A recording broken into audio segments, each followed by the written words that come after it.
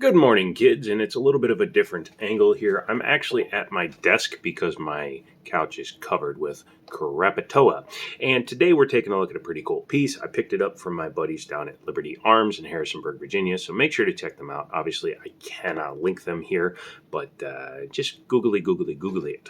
It's Harrisonburg, Virginia, Liberty Arms, and they are cool people. Now, this one is something I didn't expect to be picking up, but it's something that caught my eye nonetheless. And pardon me while I turn the camera a little bit because my tripod is in my crotch. But yes, inside this box, which is a Sig Sauer box, as you know, I am a Sig Sauer fan, is a Sig that I thought about owning before, or at least a model I thought about owning, but not this particular version. And what we have in here is the Sig P226 Elite, chambered in 9mm, but you'll also see this one is a little bit different because it's also an all stainless gun. Let's get the box out of the way for just a second while we clear it. It has two magazines, although I don't know which bag my other magazine is, but as you can see, clear, nothing in it. So let's go ahead and take a look at the box. Sig Sauer likes to use this closed-celled foam, which I like. Spot for the gun. You got your gun lock up here. Spare mag goes there. One mag was in the gun. Pretty simple, pretty easy, and not a bad case.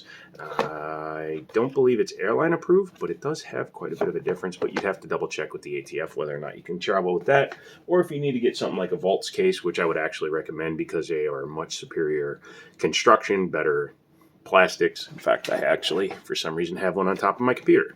Get yourself one of these guys because they are much bigger, much thicker. You can see they have better latches. And once you're inside, hey, look, another gun. But once you're inside, you can see it's got this big channel in there. So once it's locked, you cannot get into the firearm, and these are airline approved. Forgot I had that gun up there. But let's get back to the gun of the day. Sig Sauer has been making the 226 for a very long time, and there are many different configurations. There are aluminum frame, steel frame like this one. There are just your basic double action only, single action only, double to single, which is what we have here. You do have newer ones which are available with optics cuts, but this one is kind of like a creme de la creme of a standard carry version of the 226. There is the X5 that came out recently, but that's an over $2,000 gun. This particular one has a retail of almost $14 because it is a Talo edition. For those of you that don't know, Talo is a company that does modifications and customizations to firearms after they've been produced. It's kind of like how Shelby would take a Mustang and turn it into a Shelby Mustang. This one has grips that were made by Talo. These are I believe, Cocobolo wood grip. And you can see it's got the Sig Sauer logo in it, but this is not a standard grip from them. Also, the finish, you can see the frame is slightly different, just barely if you're looking in the right light, to the slide. When my excuse me, when my buddies took it in on trade, it had a corroded slide, so they sent it off to Sig. Sig originally coated it black for some reason and sent it back. And then when they got it back, they sent it back, and Sig bead blasted it, and it now has no finish on the slide. You can actually see a few spots where the corrosion is still kind of present. I think I'm going to actually send it out and have it Cerakoted to match the frame exactly. In real life, IRL, when it's not being compensated, you can kind of see right there at that angle, it is a difference in the finish, but it's going to stay this stainless look. I just need to get that redone. Has a 4.5 inch barrel, and this is an all metal gun. It's an all steel gun. Like I said, this is the steel version, so it is heavier.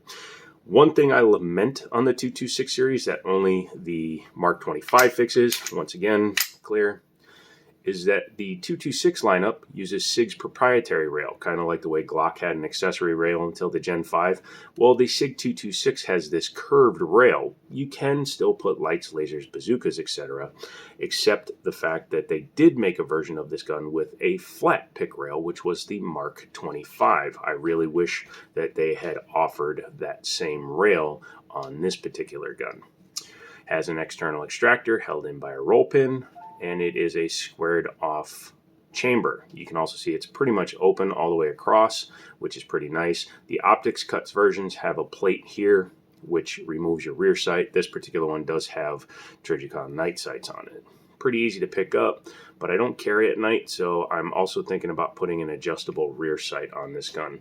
I can get a Dawson Precision fiber optic front and a fully adjustable rear, because this gun actually shoots a little bit off. When you're shooting this gun, and multiple people have shot it, you have to have a little bit of a 6 o'clock hold on it. Nothing wrong with that, you just have to plan on it. So you hold it 6 o'clock because it's shooting high. Unfortunately, that is hard to correct when you have a fixed sight setup like this, so there's nothing I can do. If I shave down the front, I could damage the tritium, and there's nothing I can do to the rear. It's dead on vertically, it's just low in the up-down axis, so I will be getting taken care of that. This one has front and rear slide serrations, very easy to grab, and even though it is an all stainless gun, it's not overly heavy, so you can press check it pretty easy, even if you have bad nerve damage like I do.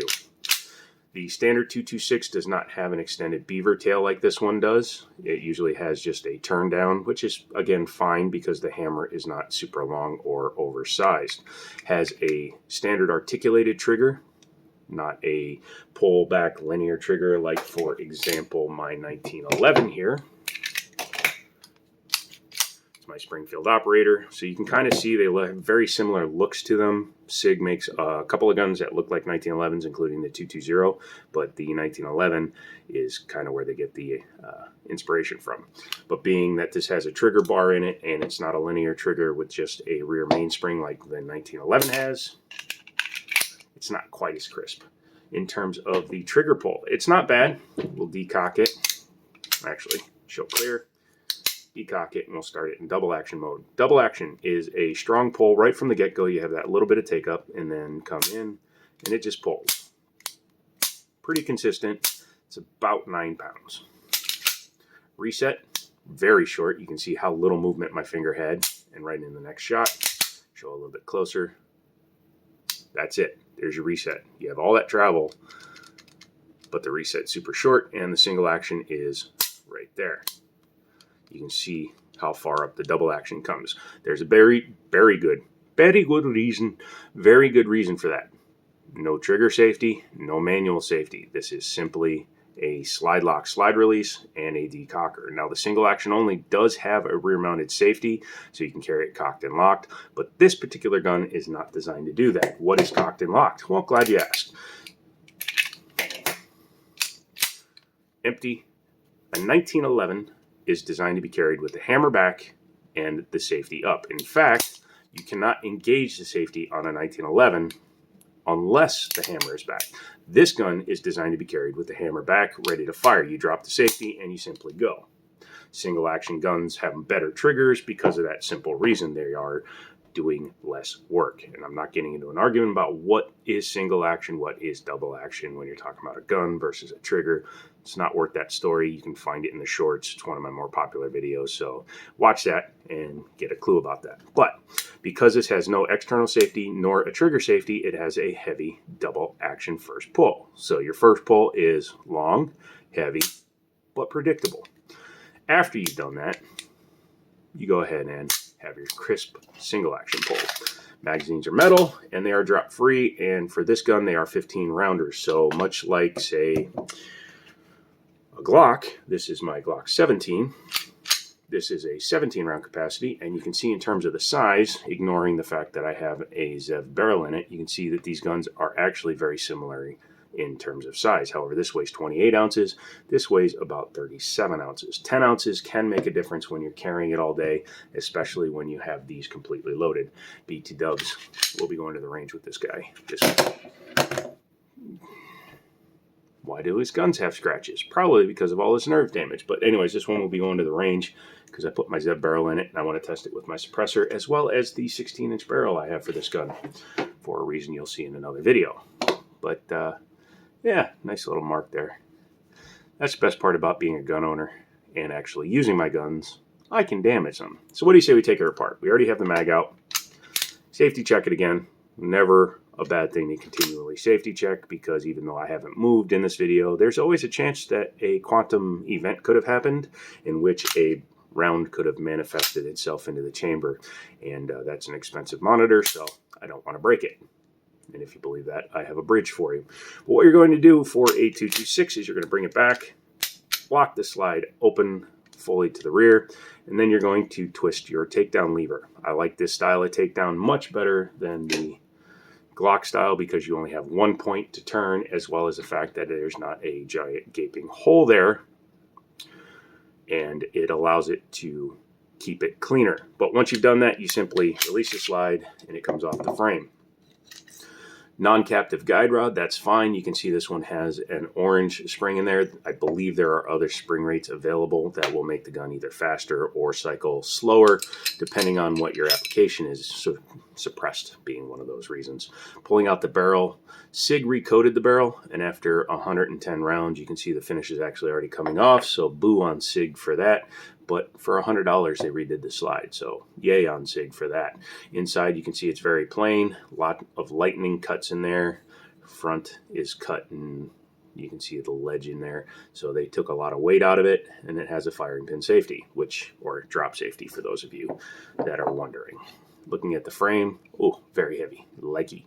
Has a big insert for your locking block. That can actually come out with the trigger pack. Back here you have very thick rails, ejector, spring, and your hammer. Very basic, but very, very capable. And with those 4 major parts, you now have a field stripped SIG 226. Reassembly is the, actually I want to show you the inside of the barrel because I believe the grooves in here were pretty dang impressive. Yeah, they're pretty good. I have a gun in my collection where the lands and grooves are so deep, I'm surprised it doesn't just score the crap out of the bullets. Anyways, for reassembly, just make sure that the spring goes in. If you have the guide rod out, just make sure to remember which end had the paint on it for reassembly. These are pretty basic and they go together pretty well. Don't be afraid to, or don't be alarmed if your spring goes doing, because that is possible, especially if you have nerve damage like me. The fact that I got it back together is pretty impressive. One thing I also wanted to point out here, the front section of rail is extremely long. That can aid in side-to-side movement of the slide, which can also affect your accuracy. So that's nice to see. A lot of guns have just that much. Some guns have only that much, and it's not optimal. So to those of you that have guns like that, like a Glock, sorry. Reassembly, put it back together. Try to do it on camera from behind the camera. Use your fingers to make sure you stop marring your finish. Bring your gun back, lock it in the open position, twist your thingy, and make sure you have functionality. So, what do I think of the Sig Sauer 226 Elite? I sold a couple of my guns just to get this one. I don't have a ton of money. You guys subscribing helps and my job helps, but in order for me to get guns that are of this caliber and of this quality, I do have to do some horse trading, or if you guys want to become members of the channel, maybe leave me a super thanks, all that good stuff. I don't push those that hard because it's kind of weird to e-beg for money, but if you guys want to see better stuff on the channel and more in-depth idiot stuff, just let me know and I will try to get my hands on them. My phone is about to overheat because I'm charging it while I'm filming, so what can you do? Come back for another video. I will be taking this one to the range. I've already shot it at the range, obviously. That's how I know the hold is off, and I believe I have enough footage to do a video, so maybe I'll put that up first.